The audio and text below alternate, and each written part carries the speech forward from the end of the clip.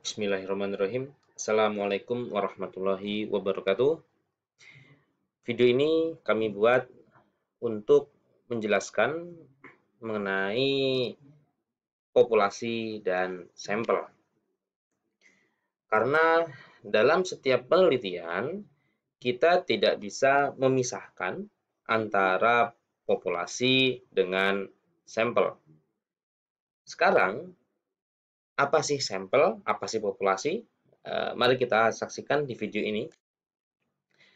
Berbicara populasi adalah sebuah kumpulan dari suatu kelompok. Misal populasi lansia di kota Samarinda, ini populasi. Berarti populasi ini adalah keseluruhan. Kalau contohnya tadi adalah lansia, berarti populasinya adalah lansia. Itu keseluruhan, berapapun jumlahnya. Itu populasi. Jika sebuah penelitian itu dilakukan di sebuah populasi, ini akan mendapatkan hasil yang terbaik. Akan mendapatkan hasil atau yang menggambarkan secara keseluruhan populasi tersebut. Contoh misalnya begini, Anda ingin menggambarkan atau Anda ingin meneliti hubungan antara merokok dengan kejadian hipertensi pada lansia di kota Samarinda. Berarti Anda akan mendapatkan hasil yang murni gambaran mengenai merokok dan hipertensi di kota Samarinda pada lansia. Namun, kelemahannya penelitian di populasi walaupun bagus, itu banyak kelemahannya. Yang pertama, keterbatasan waktu. Misal, populasi lansia di kota Samarinda ini sekitar 1 juta misalnya. Anda membutuhkan waktu berapa lama gitu kalau Anda penelitian pada 1 juta orang. Jadi waktunya sangat lama.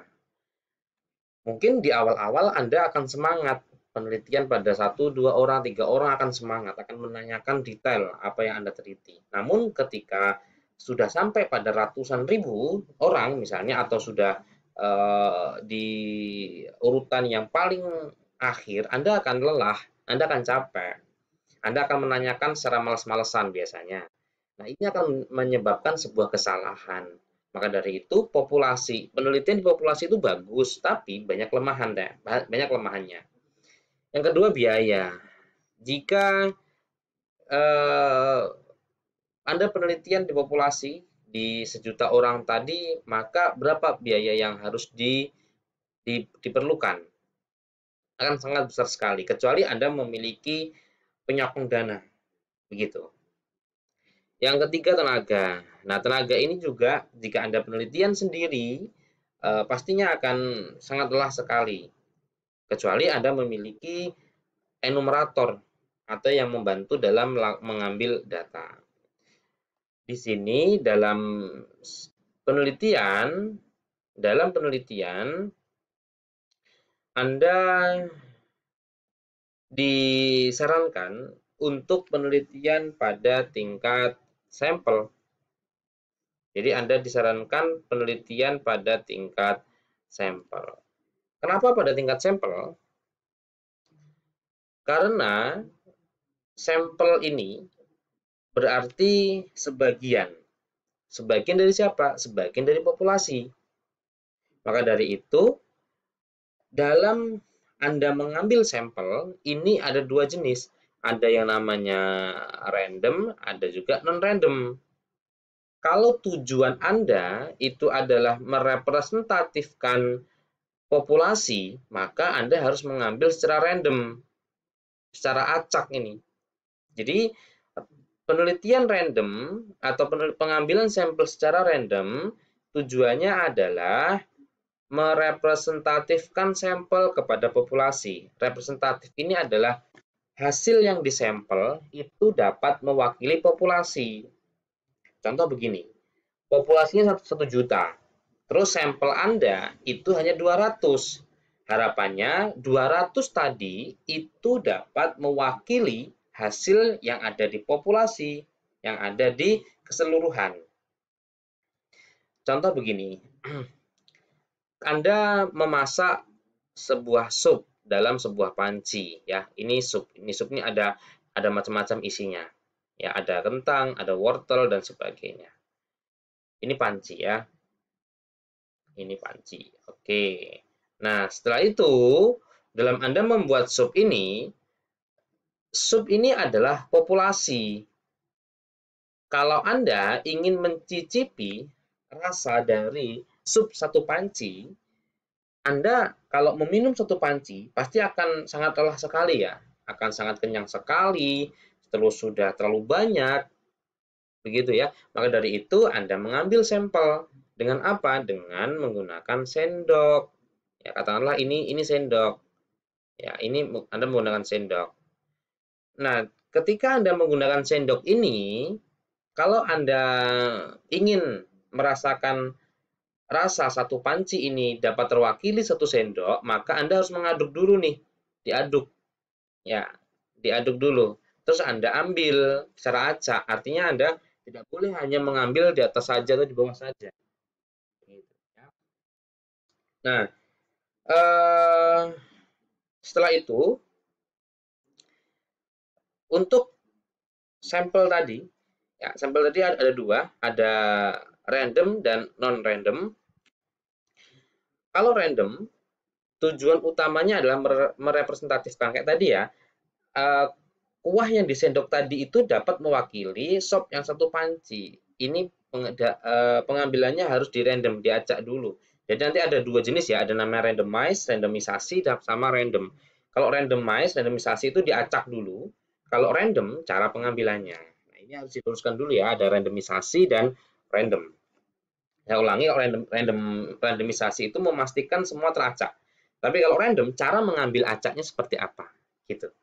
Kadang kita salah ya, kita tahu atau kita sering mendapatkan ada kata-kata randomisasi, ada random sampling. Nah, ini dua hal yang berbeda. Untuk mengacak tadi berarti memastikan ini teracak namanya randomisasi. Sekarang begini, saya ulangi lagi ya, tadi ya sampel sama populasi.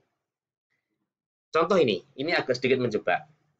Populasinya adalah bayi misalnya, sekota Samarinda. Anda ingin mengukur tuh hubungan antara apa ya,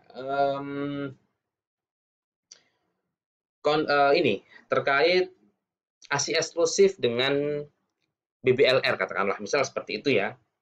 Mohon maaf, mungkin ASI eksklusif dengan status gizi bayi. Populasinya adalah bayi, tapi sampelnya ini bukan bayi. Sampelnya siapa? Orang tua dari si bayi. Kenapa seperti itu? Karena kalau Anda mengambil sampelnya bayi, Anda tanya bayi seperti apa? Kan tidak bisa. Yang Anda tanya adalah orang tuanya. Maka dari itu ini yang harus diperhatikan juga. Oke, sekarang kita lanjut ya. Untuk random, tujuannya adalah representatif tadi. Jenis-jenis random sampling atau pengambilan secara random, ini ada banyak ya, ada simple random sampling, ada stratified random sampling, ada systematic random sampling, ada cluster random sampling. Jadi ini mungkin ada beberapa lain lagi ya yang tidak saya tuliskan. Dan ini tujuan utama adalah merepresentatifkan ke populasi. Bagaimana cara mengambilnya? Nanti ada di materi-materi selanjutnya. Yang penting mengambilnya secara acak, artinya semua itu mendapatkan kesempatan untuk dapat terambil. Contoh misalnya, simple random sampling. Ini contohnya seperti ini. Kocokan arisan. Jadi misalnya Anda kan kocokan arisan tuh. Anda masukkan nomor tuh di dalam botol. Kan Anda kocok dulu. Yang keluar itu kan semua memiliki kesempatan untuk dapat ya, untuk keluar angkanya. Jadi tidak mengambil secara memilih-milih. Sekarang kalau Anda mengambil secara memilih-milih, itu namanya non-random. Non-random ini dia tujuan utamanya tidak merepresentatifkan sampel, maaf, tidak merepresentatifkan sampel populasi. Artinya non-random ini ya sudah ambil-ambil saja gitu. Ada beberapa contohnya adalah kuota sampling, ada consecutive sampling, ya convenient sampling, purposive sampling dan beberapa lainnya. Nah, ini beberapa desain sampling tadi atau beberapa cara pengambilan sampling ini namanya desain sampling penelitian atau cara pengambilan sampel. Dalam pengambilan sampel, maka tidak bisa Anda ngawur ya kalau tujuan Anda adalah merepresentatifkan. Jadi hati-hati kalau misalnya Anda penelitian, misal penelitian hubungan X terhadap Y di kota Samarinda. Sekarang, terus Anda menggunakan sampel. Nah, pertanyaannya betul tidak dalam mengambil sampel tadi? Ini ya, jadi dalam tahapannya sampel ini diambil dengan dua cara, random maupun non-random. Ini berbeda dengan desain penelitian ya. Jadi Anda pernah mendengar yang namanya case control, konsepsional. Ya, ini beda dengan pengambilan sampel. Bahwa penelitian itu ada dua jenis ya. Ini kita ingat juga ada yang namanya observasional, ya ada observasional, terus ada juga eksperimental. Ini perlu diketahui saja ya. Ini ada eksperimental. Oke ya, begitu mengenai populasi dan sampel. Semoga gambar ini, mapping ini dapat menjelaskan beberapa kebingungan Anda. Karena keilmuan epidemiologi, statistik, itu kalau kita hafal, itu kadang sangat sulit ya untuk mengingatnya. Maka dari itu perlu adanya mapping atau benang merah dari materi-materi yang Anda dapatkan. Baik, sekian video dari saya. Terima kasih. Saya akhiri. Assalamualaikum warahmatullahi wabarakatuh.